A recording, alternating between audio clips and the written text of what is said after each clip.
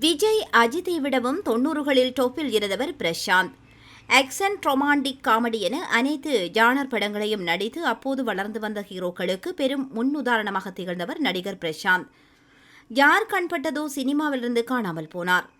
இந்த நிலையில் தற்போது அந்தகன் படத்தின் மூலம் ஹீரோவாக கம்பேக் கொடுக்க உள்ளார்.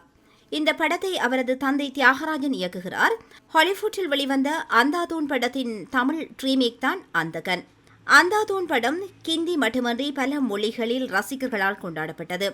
எனவே அந்த படத்தை ரீமேக் செய்வதன் மூலம் பிரசாந்த் விட்ட இடத்தை பிடிப்பார் என்று அவரது ரசிகர்கள் கூறி வருகின்றனர். இந்த படத்தில் வனிதா போன்ற பிரபலங்கள் பலரும் நடித்துள்ளனர். இந்நிலையில் படத்தின் செய்தியாளர் சந்திப்பின் போது வனிதா குறித்து பிரசாந்தின் தந்தை தியாகராஜன் பேசியிருக்கும் விஷயம் ரசிகர்களிடையே கலகலப்பை ஏற்படுத்தியுள்ளது. அதில் தியாகராஜன் இந்த படத்தின் ஒரு காட்சிக்கு எமோஷன் வேண்டும் என்பதற்காக வனிதாவை அழைத்து உனக்கு தெரிந்த கெட்ட வார்த்தையெல்லாம் பேசு என்று சொன்னேன். அதற்கு அவர் வெளியில் சொல்ல முடியாத அளவிற்கு பச்சையாக பேசிவிட்டார். அதனை பார்த்து அங்கிருந்தவர்கள் அதிர்ந்து போய்விட்டார்கள். வனிதாவும் இயக்குனர் தியாகராஜன் தனக்கு ஆபத்தில் உதவிய பல கதைகளை சொல்லி பெருமைப்படுத்தியுள்ளார்.